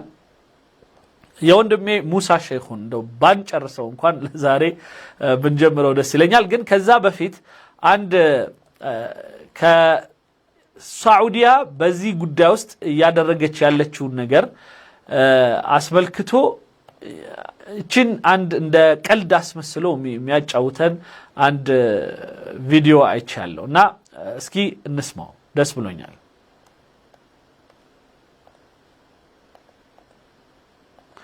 ይሄ ወንድማችን ስለ ኢትዮጵያ የሳውዲ ግንኙነት ነው። ሳውዲዎች ኢትዮጵያ መጥተው ነበርና በተለይ የውጭ ጉዳይ ሚኒስትሩ ከጠቅላይ ሚኒስትሩም ጋር ከውጭ ጉዳይ ሚኒስትሩም ጋር ንግግር አድርገው ነበርና እስኪ እንስማው ምን እንደሚል። أكد رئيس وزراء إثيوبيا أبي أحمد أنه أجرى مع وزير الخارجية السعودي الأمير فيصل بن فرحان مباحثات مثمرة حول طيف واسع من أكد رئيس وزراء إثيوبيا أبي የኢትዮጵያ ጠቅላይ ሚኒስትር ዶክተር አብይ አህመድ አረጋገጡ أحمد أنه أجرى مع وزير الخارجية السعودي الأمير فيصل بن فرحان አሚር ፈይሰል ብን ፈርሃን የተባሉት የሳውዲ የውጭ ጉዳይ ሚኒስትር ጋራ አንዳንድ ጉዳዮች ጋር በተያያዘ እንደተወያዩ ግልጽ አድርገዋል ጠቅላይ ሚኒስትር ዶክተር አብይ አህመድ። مباحثات مثمرة حول طيف واسع من القضايا الثنائية والمتعددة በሁለቱ ጉዳዮች ጋር በተያያዘ እዚህ ጋር እዩት ምን አይነት ሰው እንዳመጣለን። አረ እዩት ብሎ አንድ ሳውዲያዊ ወይም አንድ አረብ ሲደነግጥ ነው። በሳውዲ ውጭ ጉዳይ ሚኒስትር ፈይሰል ብን ፈርሃንና በጠቅላይ ሚኒስትሩ መካከል ያለውን የንግግር ሂደት እያየ ማለት ነው። እዚህ ጋር እዩት የጠቅላይ ሚኒስትሩን አቀማመጥም አለባበስም ማለት ነው። ለምሳሌ ጠቅላይ ሚኒስትሩ የለበሱት አለባበስና ሸሚዝ ለብሷል እና ኮት ለብሷል፣ ከረባት አላደረገም። ይሄ አላደረጉም። አንድ እንትን ነው። ሌላው እግራቸውን እዩት፣ አነባብረውታል እግራቸውን። ይሄ ከሞስኮ ማነው ከፑቲን ጋር ከቱርኪው ጋር ከምንም ጋር ሲቀመጥ ብዙ ጊዜ ጠቅላይ ሚኒስትሩ ሲቀመጡ የዚህ አይነት አቀማመጥ ይቀመጣል። ልክ ከዳንኤል ክብረት ጋር ከዳቆን ዳንኤል ክብረት ጋር በህዳሴ ግድቡ አካባቢ ላይ ተቀምጠው በነበረበት ጊዜ ይሄው እግሩን አነባብሮ ሻይ ይጠጣ ብለው እንዳሉት ማለት ነው። ስለዚህ ይሄንን አቀማመጥ በጣም እየተቹት ነው። لاحظتوا شيء يا جماعة الخير؟ لاحظتوا حاجة ለመሆኑ እናንተ ሰዎች ሆይ የሆነች ነገር ልብ ብላችኋል? ይላል ይሄ ወጣት ልጅ። غريبة جدا. ليش በጣም የሚገርም ነገር አላያችሁም? رئيس الوزراء الإثيوبي حاط رجل على رجل؟ ይህ ጠቅላይ ሚኒስትር ዶክተር አብይ አህመድ ለምን ይሆን እግሩ ላይ ሰቀለው? አሁን ላይ እንደ አረብ ባህል ካየን የአረብ ባህል አንደኛ ቀሚስ ነው የሚለብሱት። መቼም ጠቅላይ ሚኒስትሩ ቀሚስ ለብሰው አይመጣላቸውም። ይሄ ባህሉም አይደለም። ምን እንደሚያስቡ አይገባኝም። እንደ አረብ ሆኜ እስቲ ልረዳው ብዬ ባስብ አቃተኝ። አንድ የሳውዲ ዘብራቂ ተነስቶ ትልቅ ሰውዬውም የኢትዮጵያው ጠቅላይ ሚኒስትር ምንድነው ስሙ ይቅርታ ሊጠይቅ ይገባል ሳውዲን ይላል። በዚህ ደረጃ በጣም አስፍቶት ይናገርና እንዴት አንደኛ ከረባት አያደርግም? ምክንያቱም በእነሱ የኢትዮጵያ ባህል ለሚያከብሩት ሰው አቀባበል የሚያደርጉት በከረባት ነው። ግን ጠቅላይ ሚኒስትር ብዙ ጊዜ ልብ ካላችሁት እንደውም የሆነች ጉርድ ሁሉ እንትን የሆነች ሸሚዝና ምናምን ለብሰው ብዙ ጊዜ ይወጣሉ እና ለምሳሌ የህዳሴ ግድቡን ሲያስመርቁ ከረባት ምናምን የለበሱበት ሁኔታ የለም። ሌላም ስለዚህ ብዙ ቦታ ላይ እንደ ሀገሩ እንደ ምቾታቸው ነው የሚለብሱት። ዛሬ አዘርባይጃን ላይ ጃኬት ለብሰው ነው ያያቸው። ስለዚህ ከረባት ማድረግ ግዴታ አይደለም። ስለዚህ የአካባቢው ወይም ሁኔታውን ወይም ደግሞ ሰውየው እንደተመቸው የመልበስ መብት አለው። በጣም ወጣ ያለ እስካልሆነ ድረስ እግር ላይ መስቀል የተለመደ የሆነ አቀማመጥ ነው። ይሄ በእኛ አቀማመጥ አሁን ላይ አንድ ሳውዲያዊ መጥቶ በዚህ ጉዳይ ብቻ ሲንፈራፈር ምንድነው ምንለው? በቃ እናስረዳዋለን። አንተ ለምሳሌ ለኔ ቀሚስ ለብሰ መታየቴ ለኔ በባህሌ ልክ አይደለም ብዬ ላስብ ይችላል። እንደውም በአንዳንድ ቦታዎች ላይ እኔ አንተን ከለቀኩ ቀሚስ ለብሳለሁ እንላለን። ስለዚህ ቀሚስ መልበስ የሴት እንደሆነ ነው እኛ ምናምነው እንደ ባህል ማለት ነው። ግን በሌላ ጊዜ ደግሞ እንደ ሃይማኖት ተወስዶ አንዳንዶች ቀሚስ ይለብሳሉ። የኛ ቄሶችም እንደዛው ከኪፕቲክ ከአረቦቹ ከግብጾቹ የወሰዱት እንደዛው ልብስ አለ። ግን ይሄ ልብስ የኢትዮጵያዊ ልብስ አይደለም፣ የሃይማኖትም ልብስ አይደለም። ከሃይማኖትም ጋር የሚያያይዘው ነገር የለም። ይሄን ስለለበስክ ሼክ ትሆናለህ፣ ይሄን ስለለበስክ ቄስ ትሆናለህ ወይም ሚል ምንም አይነት የቀኖናዊ የሆነ የመጽሐፍ ትርጉም የለንም። ስለዚህ ባህላዊ ነገርን ከሃይማኖት ጋር አቀላቅሎ እንዲህ መንፈራፈር በጣም ከባድ ነው። አንደኛ። ሁለተኛ ጠቅላይ ሚኒስትሩን ለመተቸት የሄዱበትን ነገር እሱ ምላሽ አገኘላቸው። እንደው መተቸት ካለባችሁ እናንተ ናችሁ ብሎ ምን እንደሚል እንስማው። ማኑ قاعد استقبل ضيوف في غايه እንግዲህ በጣም አሳሳቢ። እኔ አሁን ልተች ካልኩኝ አንተስ እግርህን እንደዚህ ማድረግ ይፈቀድልሃል ወይ? የውስጥ እግር ማሳየት በእንግድነት እንደዚህ እግርን መገልበጥ አይፈቀድም። ልክ አይደለም። ወደ እንግዳ እግርህን ዘርግተ እንደዚህ መክፈት አይቻልም በሳውዲ ባህል። ግን ሰውየው ሲቀመጥ ስላልተመቸው ሊሆን ይችላል ወይ ምናምን የሳውዲው ሰውዬ እግሩን ወጥሮታል። እዚህ ጋር ቆይ አንዴ ወረድ ላድርገው እንትኑን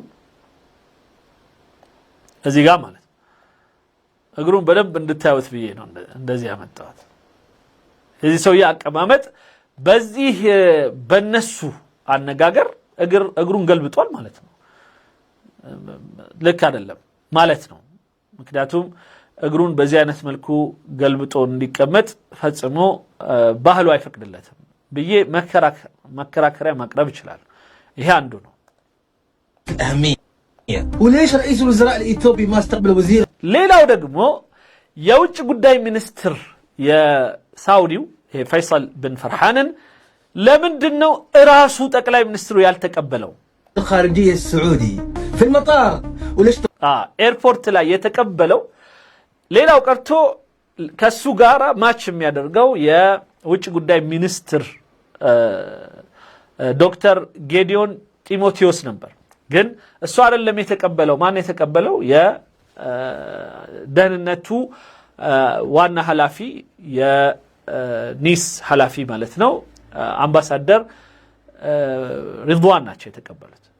አምባሳደር ሪድዋን ሁሴን የደህንነት ምናምን ትልቅ ቦታ ላይ ያሉ ሰው ናቸው፣ ኃላፊ ናቸው። እና ይህ በሚኒስትር ደረጃ እና ግን ከውጭ ጉዳይ ሚኒስትር ለመጣ ሰው የውጭ ጉዳይ ሚኒስትር ሰው ነው መቀበል የነበረበት ወይም ራሱ ጠቅላይ ሚኒስትሩ። ይሄ ጥጋብ ነው የነሱ።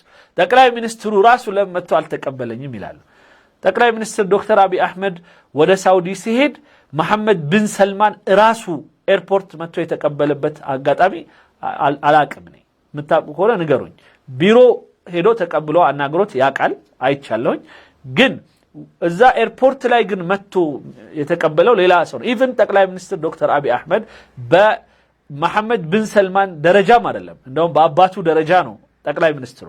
ግን ያንን እንኳን አላደረጉም ሳውዲዎቹ አያደርጉም ብዙ ጊዜ። እና ይሄ አንዱ ነው። رجل واحد من الامن اعتقد رئيس الوزراء الاثيوبي اطال الله في عمره وبقائه ስለዚህ እና ይሄ ወንድማችን ጠቅላይ ሚኒስትር ዶክተር አብይ አህመድ እድሜውን አላህ ያርዝመው እንኳን እንዲህ አደረጋችሁ ደግ አደረጋችሁ ያለ ነው። زعلان طب زعلان ምክንያቱም ተቆጥቶባቸዋል።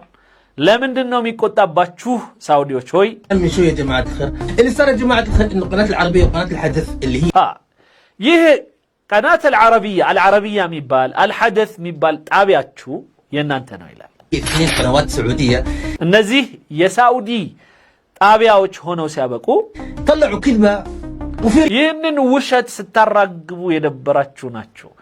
የሮይተርስ አወጣው የተባለውን ይህንን ውሸት ቅጥፈት ስታራግቡ የነበራችሁ ናቸው። እኔ በእርግጠኝነት ጠቅላይ ሚኒስትርም ሆኑ ወይም የኛ የውጭ ጉዳይ ሚኒስትር የሳውዲውን የውጭ ጉዳይ ሚኒስትር የተቀበሉበትም አግባብ ይሁን ወይም ደግሞ ጠቅላይ ሚኒስትሩ የውጭ ጉዳይ ሚኒስትሩ ጋር ቁጭ ብለው በክብር እንደው ማውራቱ ራሱ ትልቅ ክብር ነው ምክንያቱም ጠቅላይ ሚኒስትር ከጠቅላይ ሚኒስትር ጋር ሊያወራ ይችላል ጠቅላይ ሚኒስትር አንዳንዴ በፕሬዝዳንት ደረጃ ላለ ከሱ ጋር ማች የሚያደርግ ምክንያቱም አንዳንድ ሀገር በጠቅላይ ሚኒስትር ነው የሚመሩት አንዳንዶቹ ደግሞ በፕሬዝዳንት ሻል የሆኑ ፕሬዝዳንት የሚመሩበት ሀገር አለ ልክ እንደ አሜሪካ ስለዚህ የአሜሪካው ፕሬዝዳንት ዶናልድ ትራምፕ ቢመጣ የሚቀበሉት በእርግጠኝነት ጠቅላይ ሚኒስትሩ ናቸው ኢቭን ፕሬዝዳንቱ አይደሉም ምክንያቱም ፕሬዝዳንት እኛ ሀገር ደረጃው ከጠቅላይ ሚኒስትር ዝቅ ያለ ነው ስለዚህ ጠቅላይ ሚኒስትር ነው የሀገሩ የመጨረሻ የስልጣን እርከን ላይ ያለው ስለዚህ ሊቀበለው የሚችለው በዛ ደረጃ ይመጣው ለምሳሌ መሐመድ ቢን ሰልማን ቢመጣ ኖሮ በፕሮቶኮል ደረጃ ሊቀበለው የሚችለው ጠቅላይ ሚኒስትሩ ነው ይሄን ነው እኛ የምናውቀው ግን ይሄን ያላደረገበት ምክንያት ብለው እነሱ የሚያምኑ ጠቅላይ ሚኒስትሩ እንግዲህ ሃምብል ሆኖ ወርዱላቸዋል ማለት ነው ግን አሁን ከረባት ያላደረገው እግሩን ያነባበረው ምናምን ግን በዚህ ሰውዬ አተረጓጎም ይሄም ሲበዛባችሁ ነው እናንተ ቀጣፊዎች አልዓረቢያ ጣቢያ ብላችሁ ከፍታችሁ አልሐደስ ብላችሁ ጣቢያ ከፍታችሁ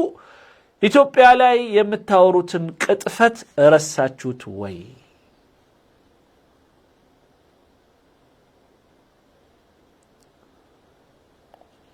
ወንድሞች እህቶች እንትን ላይ የለሁም ምንድነው ዩቲዩብ ላይ የለሁም ዩቲዩብ ላይ እስካሁን አይታየኝም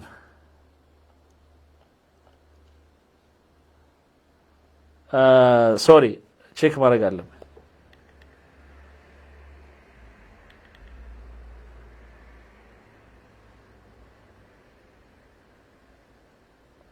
አም ሶሪ በጣም የሚገርም ነገር ነው እኔ እንትን ላይ ያለው መስሎኝ ነበር በፌስቡክ ላይ ያለሁኝ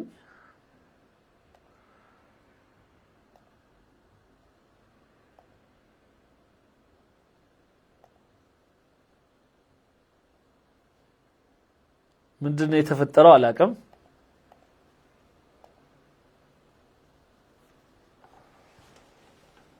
ኦኬ እንግዲህ ቪዲዮውን በቃ ዩቲዩብ ላይ ኢንሻአላህ ዝም ብለን እንለቀዋለን ግን ዩቲዩብ ላይ እየተላለፈ ነበር የመሰለኝ እንዴት ቼክ እንዳላደረኩ አላቀም በጣም ይቅርታ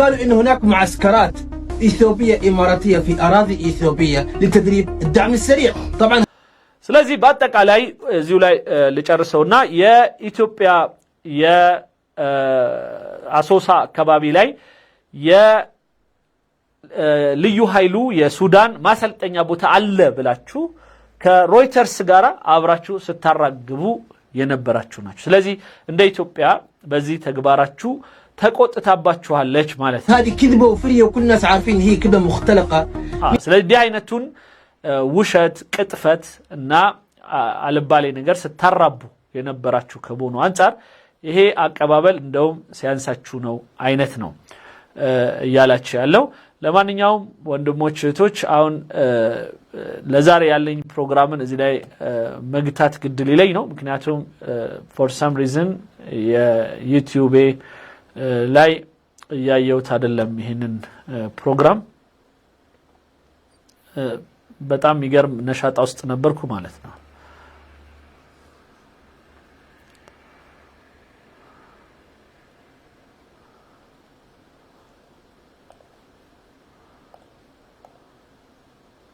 ኦኬ ለማንኛውም በጣም ይቅርታ እየጠየኩኝ በፌስቡክ ላይ ያላችሁ ወንድሞች እህቶቼ ግን ያው ያያችሁ ነበር you are on Facebook ምናምን ብላችሁ ጽፋችሁልኝ ነበር በጣም ይቅርታ አላየሁትም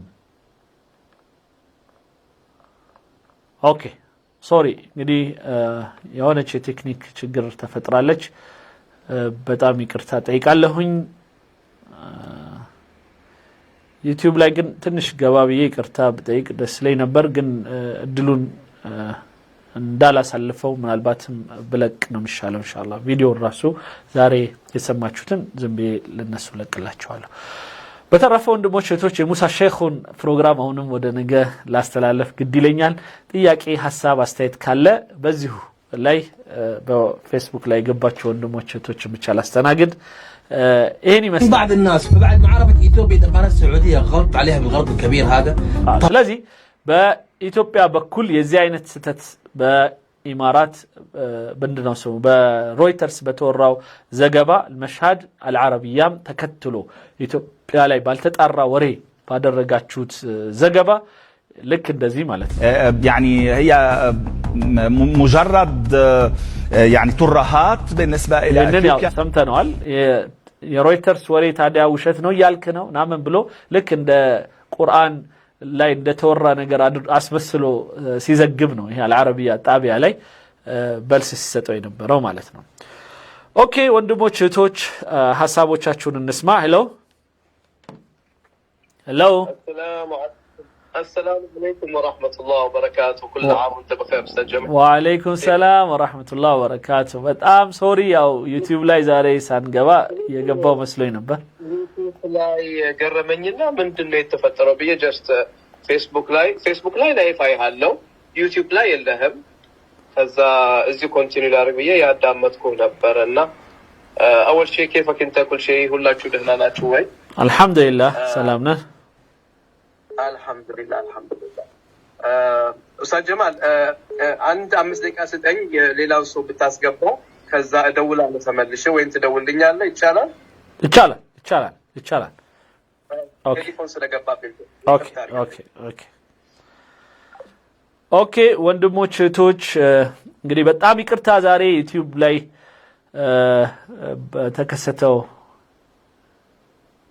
በተከሰተው ችግር በጣም ይቅርታ እኔ ዩቲዩብ ላይ ያለው መስሎኝ ዝም ብዬ ቀጥዬ ነበርና ልብ አላልኩትም በጣም ይቅርታ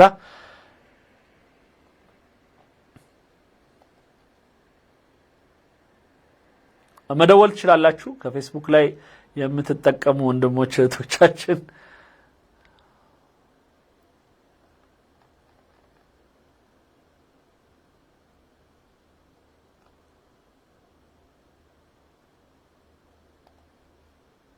يا سيدي نحن لسنا أبواقا لأي جهة ونحن نمثل ونعي ما نقوله ስለዚህ እዚህ ጋር ወንድሜ መሐመድ አልዓሩሲ የማንም ተራ ጋዜጠኛ በለፈለፈ ቁጥር ያንን ምናራግብና ለሱ ምላሽ ለመስጠት የምንጥር ሰዎች አይደለንም ስለዚህ ይሄ ያልተረጋገጠ ዝም ብሎ ቀጥፈት ሲመጣ ዝም ብለን ነው ምናልፈው ለምን መልስ አልሰጣችሁም ለሚለው የሰጠው ምላሽ ነበር ይሄንን ተርጉሜዋለሁ ሙሉውን قد اطلعت على العديد من المصادر وانتم وغيركم من ينبغي ان يسأل من اين هذه المصادر ስለዚህ እናንተና መሰሎቻችሁ ናችሁ እንደዚህ አይነት ዝም ብሎ አንድ ሮይተርስ የሚባል ጋዜጠኛ ስላወራ ብቻ ምንም ሌላ የክሪስ ክሮስ ወይም ምንድነው ይባለው የመስቀለኛ ጥናት ሳታደርጉ ከዛም ከዚህም ሳታጣሩ ዝም ብላችሁ ወሬውን የምታራግቡት እናንተ ናችሁ ስለዚህ እናንተ ናችሁ ልትጠየቁ የሚገባ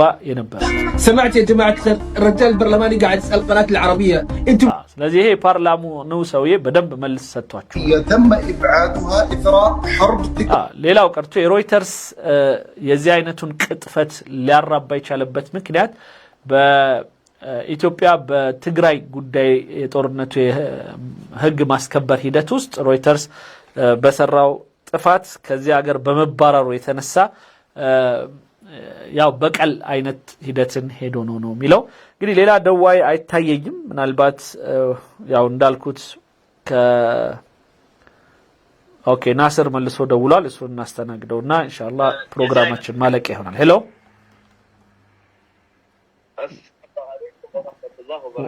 وعليكم السلام ورحمة الله وبركاته أهلا ناصر وندمي እንደምን አላችሁ ደህና አላችሁ ወይ እንግዲህ ሰላም ካልኩኝ በኋላ ለሁሉም ለአዳማጮች ተመልካቾች اول شيء الله ይሄንን ወር ኢንሻአላህ የኸይር የበረካ ወር ያርግልን ኢንሻአላህ شهر كريم شهر فضيل እንግዲህ መጀመሪያው ሳምንቶች አለቁ ሳምንት አለቀ ኦልሞስት እና አሁን እንግዲህ ለሚቀጥለው የተራመድን ነው አላህ ለሀገራችን ሰላሙን ብልጽግናውን ማሸነፉን ድሉን ይስጠን ነው የምለው በእውነት እኔ የምጀምረው ይሄ ከመጨረሻ ካየሁት ይሄ የአቀማመጥ ጉዳይ በጣም አንገብግቧቸዋል ሰዎቹን ኢቨን እኔ በቲክቶክ ላይም ነበርኩኝ። በተለያዩ ሚዲያዎች ገብቼ በጣም በሚገርም መልክ ጉዳዩን እንደ ትልቅ ኃጢአት አድርገው ተመልክተውት ነበር። እኔ ግን ያልኳቸው መልስ ምንድነው እሱ አንደኛው ያው አንተ እንዳልከው አንደኛ እስቲ ከዚህ አቀማመጥ በኋላ ዶክተር አብይ አህመድ ቢን ፈርሃንን ይዞ አገር ለአገር ሲያንሸራሽረው አልነበረም ወይ? አብረው ሲነጋገሩ ሲሳሰቁ አልነበረም ወይ? እኛ ባህል እንደዚህ መቀመጥና እንደዚህ አቀማመጥ በጣም ያቀረብከውና ጓደኛ ያደረግከው ሰው ነው እንጂ የሆነ ኩራት መልክ አይደለም አልኳቸው። ሁለተኛ ደግሞ የሳውዲውን ፕሪንስ አቀማመጥ ደግሞ ሲናገሩ ያሉት ምንድነው እሱ አብይ አህመድ እግሩ እንደዚህ ስላስቀመጠ የዛን ምላሽ ነው ብለው የሚናገሩት። ኦኬ ለማንኛውም ይገርማቸዋል። ይሄንን ጉዳይ በመጀመሪያ ያነሳው እና የተናገረው የግብጾች ሚዲያ ነው። አላህ ደግሞ ሻሂድ ነው። ይሄ ረመዳን ነው።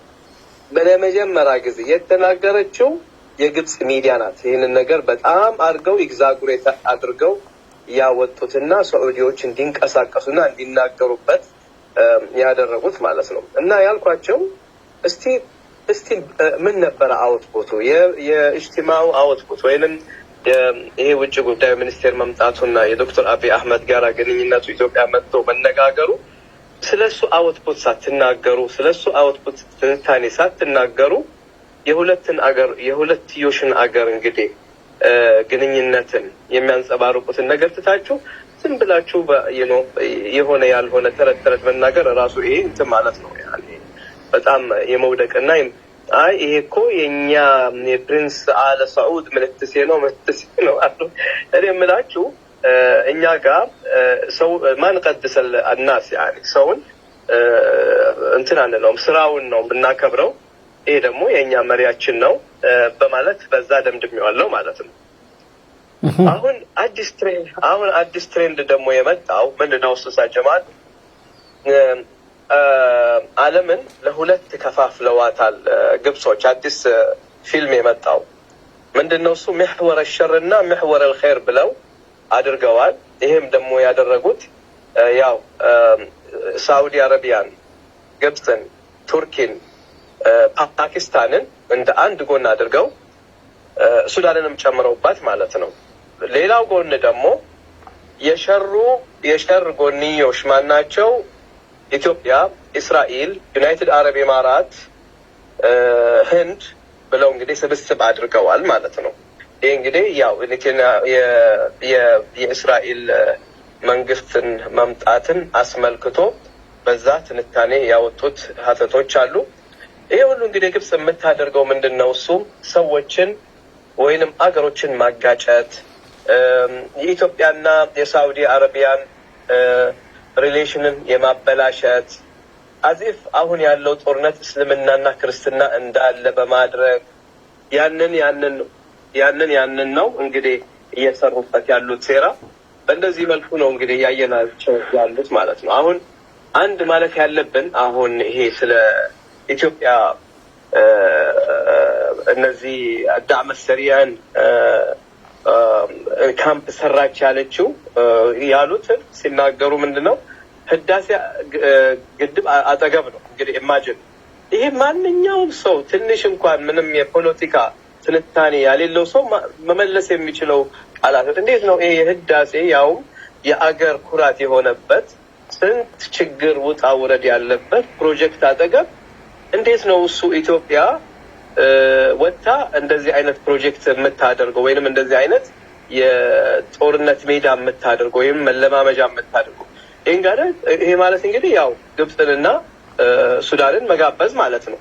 ይሄን ደግሞ የሚያደርገው የሚመራው መሪ ማያውቅ ወይንም ደግሞ አውቆ አገር ቱደም የሚል ካልሆነ በቀር ምን አይነት አስተሳሰብ ነው? እና ሮይተርስ እናንተ ሮይተር የተናገረችውን ነገር እንደዚህ ኤግዛጉሬት አድርጋችሁ ልክ እንደ የሆነ ሆሊ ባይብል ወይንም ደግሞ ቁርአን አድርጋችሁ ያንን ሶርስ እንደ እውነተኛ የምታደርጉት እናንተ እኮ ሳውዲ አረቢያም ሆነች የተለያዩ አረብ ሀገራት የሮይተርስን ምንጮችን የምታወግዙ ነበራችሁ። በ2011 የሮይተርስን እንትን ከአገር አባራለች ሳውዲ አረቢያ። ያውም ገጢፍ ላይ ምናምን የሆነ ጦርነት ጊዜ ገለጣ ምናምን ስታደርግ ሮይተርስ ይሄ ሐሰት ንግግር ነው ብላ ያደረገችበት አለ። ሌላም ደግሞ የሳውዲያ የኢነርጂ ሚኒስቴር ላይፍ ላይ ቪዲዮ ሁሉ አውጥቻለሁኝ ሮይተርስን እንትን ያባረረችበትና ያወገዘችበት ምሪዝ ነበረ። አረ የዛን ጊዜ እናንተ ጉዳይ ሲሆን ሮይተርስ ውሸታም የሆነችው አሁን እንዴት ነው ሮይተርስን ታማኝ አድርጋችሁ ሮይተርስ ባወጣችሁ እንግዲህ ዘገባ ኢትዮጵያን የምትወቅቷት? ይሄ ቦታ የፕሮጀክት ቦታ ነው እና ብቻ ብዙ ተረቶች እናያለን። ያ ደግሞ የሚያሳየው ምንድነው ኢትዮጵያ መንገዷን ትክክለኛ መንገዷን ይዛ እየሄደች እንዳለች እና ማሸነፏ እየታየ እንደው ስለሆነ ያ አስፈራርቷቸው ነው የምለው። አመሰግናለሁ ኡስታዝ ጀማል ለሰጠኝ ቻንስ። ቴንክ ዩ ወንድሜ ናስር አንዳንድ ሀሳቦችን እያነሳ መሐመድ ቢን ሰልማን ከተለያዩ እንግዶች ጋር ተቀምጦ የሚያወራበትን አንዳንድ ፎቶዎች ያየው ነበር አሁንና እዛ ላይ እንደውም ጥሩ ነው። በሚቀጥለው ኢንሻአላህ ዩቲዩብም ላይ ከፍተነው በመናወራበት ጊዜ አሳያችኋለሁ።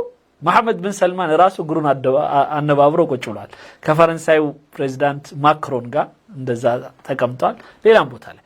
ስለዚህ ይሄ የሚያሳየው እነሱም ጋር ሌላው ቀርቶ ቀሚስ ለብሶ እግር አነባብሮ ማስቀመጥ ነውር አይደለም ማለት ነው። ስለዚህ ይሄንን ኢንሻአላህ ያው ለመልስ ለመስጠት ለምትፈልጉ ወንድሞች እንደነና 10 አይነቶች ኢንሻአላህ ልታዩት ትችላላችሁ። ቲፕ ልስጣችሁ ብዬ ነው። በተረፈ ወንድሞች እህቶች በጣም ከይቅርታ ጋር ዩቲዩብ ላይ ዛሬ ባለመቅረቤ መጀመሪያ ላይ አሳይቶኝ ነበር ረን እያደረገ መስሎኝ ነበር ግን ፎር ሰም ሪዝን ወደ ዩቲዩብ አልገባም እንጂ ሁለቱንም እኩል ነበር ያስጀመርኩት። ለማንኛውም በቀጣይ በሌላ ፕሮግራም እንደገና እንገናኛለን። ከተቻለ የዛሬውን ፕሮግራም ለዩቲዩብ ወንድሞች እህቶች ለቅላችኋለሁ በዚሁ ሰዓት ከትንሽ ደቂቃዎች በኋላ። በተረፈ እስካሁን ድረስ አብራችሁን ስለቆያችሁ ከልቤ ያመሰገንኩኝ። በቀጣይ በሌላ ፕሮግራም እስክንገናኝ ደህና ሁኑ። ወሰላሙ አለይኩም ወራህመቱላሂ ወበረካቱ። የአላህ ሰላም እዝነቱ ወይም ርህራሄውና በረከቱ ለሁላችሁም ይሁን። ደህና